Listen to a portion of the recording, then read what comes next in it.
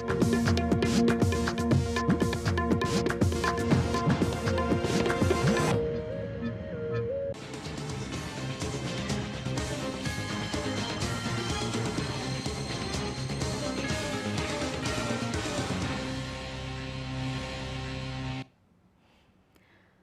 राजकारण सुपरफास्ट मध्ये मी तेजल नागरे तुम्हा सर्वांचं स्वागत करते। आतापर्यंत घडलेल्या सर्व राजकीय घडामोडींचा घेऊयात वेगवान आढावा।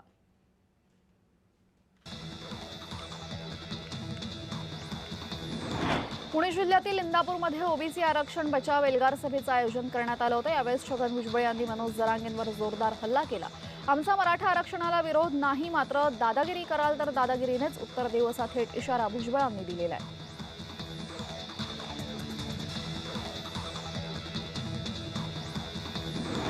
कुणबी प्रवर्गातून मराठ्यांना आरक्षण दिल्यास तुमच्या 160 आमदारांचा कार्यक्रम करू अशी धमकी ओबीसी नेता प्रकाश शेंडगे यांनी दिली। ते इंदापूर इथं झालेल्या ओबीसी एल्गार मेळाव्यात बोलत होते।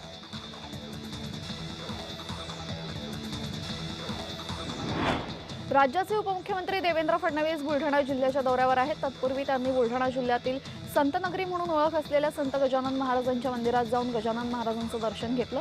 यावेळेस महाराष्ट्रामध्ये सर्वसामान्य भाविकांचे शिर्डीचे साईबाबा आणि शेगावचे गजानन महाराज हे प्रमुख श्रद्धास्थान आहे। त्यामुळे आज गजानन महाराजांचं दर्शन घेतलं असल्याचं फडणवीसांनी म्हटलेलं आहे।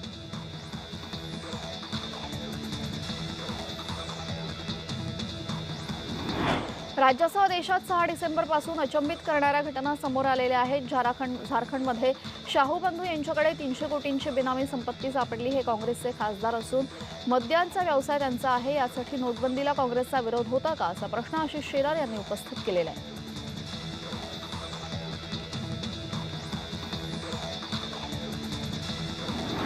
आशिष शेलार यांनी मनसेवरही निशाणा साधलेला आहे। मनसे पक्ष कशासाठी स्थापन केला आहे हेच कळत नाही, कारण त्याआधी त्यांची काय भूमिका होती आणि नंतर किती वेळा त्यांनी भूमिका बदलली हे सर्वांना माहीत आहे।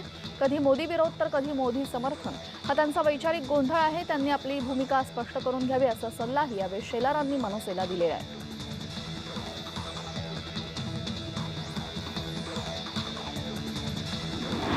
लोकसभा निवडणुकीच्या तोंडावर खासदार नवनीत राणा यांनी अजित पवार यांची भेट घेतल्याने चर्चांना उधाण आलेलं आहे। खासदार नवनीत राणा अजित पवार यांच्या राष्ट्रवादी काँग्रेस पक्षाच्या वतीने अमरावती लोकसभा निवडणूक लढणार का असा प्रश्न उपस्थित झालेला आहे।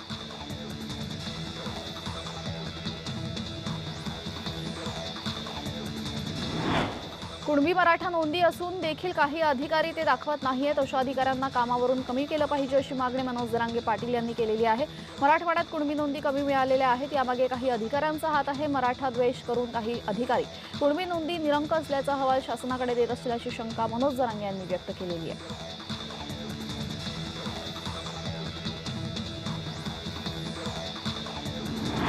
मराठा कुणबी प्रमाणपत्रासाठी गठीत केलेल्या शिंदे समितीचे अध्यक्ष आज पुण्यात आले।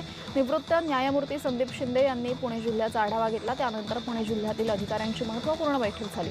मराठा कुणबी मराठा जातीचे जात प्रमाणपत्र पात्र व्यक्तींना देण्याबाबत कार्यपद्धती विहित करण्यासाठी गठीत केलेल्या समितीचे संदीप शिंदे हे अध्यक्ष आहेत।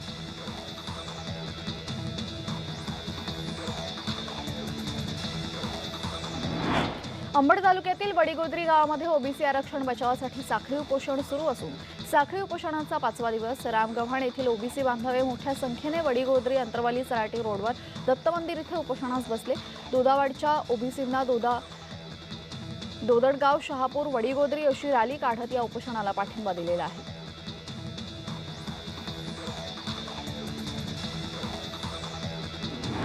राज्य सरकारच्या वतीने आलेले 6 मंत्री तथा निवृत्त न्यायाधीशांनी महाराष्ट्रातील सर्व अंतरवाली सह गुन्हे मागे घेण्याची लेखी आश्वासन दिले आणि त्यानंतर फडणवीसांनी शब्द मागे घ्यायचा असेल तर मराठ्यांचा रोषाला सामोरं जावं लागेल।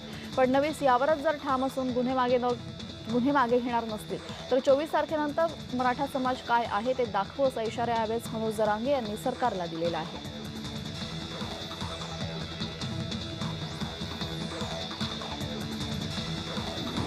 मराठा समाजाच्या आरक्षणासाठी तत्कालीन निजाम स्टेटमधील हैदराबाद इथं काही नोंदी सापडतात का याची चाचपणी निवृत्त न्यायमूर्ती संदीप शिंदे समितीने केली होती। याची 2 दिवसांच्या मुक्कामात खूप जुनी माहिती मिळाली, मात्र तेलंगणाच्या कुणबींच्या नोंदी आढळलेल्या नाहीत। समितीने हैदराबादेत महसूल, भारतीय पुरातत्व विभाग आणि जनगणना कार्यालयातील नोंदींची तपासणी केल्याची माहिती महसूल उपायुक्त जगदीश मिनियार यांनी दिलेली आहे।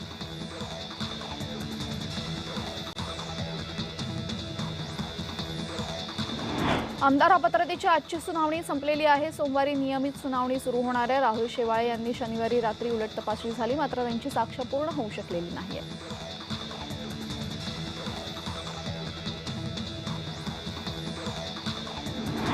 बाळासाहेब थोरात यांनी आमदार अपात्रतेच्या सुनावणीवर प्रतिक्रिया दिलेली आहे। या प्रकरणी एवढा वेळ लागणं योग्य नाही। एवढा वेळ का लागतोय?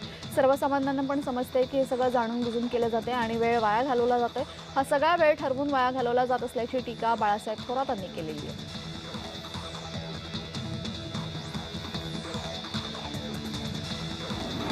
महाराष्ट्रातील घाशीरान कोतवालाचं राज्य आहे। राऊतांची सरकारवर घणाघाती टीका। राऊतांच्या टीकेला सत्ताधारी काय उत्तर देतात हे महत्त्वाचं ठरणार आहे।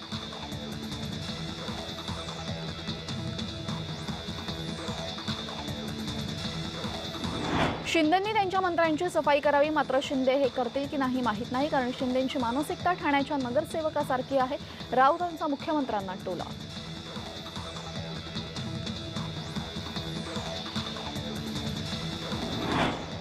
सामनाचा अग्रलेख वाचून आणि सकाळी संजय राऊत यांची पत्रकार परिषद पाहून मी पोटभर असलो आहे, कारण नैतिकतेचं ऑडिट कुणी करावं, त्याचे कुठेतरी नियम असले पाहिजेत। राऊत एक गोष्ट विसरलेले आहेत, देशाच्या जनतेनं भाजपाचं 2014 आणि 19लाच 4 राज्यांच्या निकालावरून पक्षाचं ऑडिट केलेलं आहे।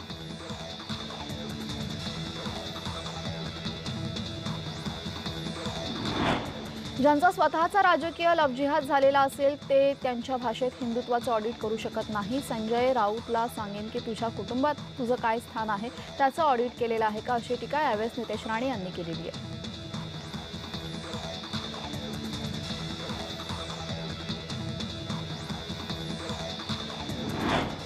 संजय राऊत यांना भाजप आमदार नितेश राणे चांगले उत्तर देत असतात। कोणाचे ऑडिट करा, कोणाचं करू नका, कोणाच्या काही गोष्टी तपासा, मी म्हटल्यानुसार त्यांची सवय आहे। आता रोजचंच झालेलं आहे, ते कधी चांगले बोलू शकत नाही। त्यांच्या बोलण्याकडे माध्यमांनी देखील दुर्लक्ष केलं पाहिजे, असं मत शंभूराज देसाई यांनी व्यक्त केलेलं आहे।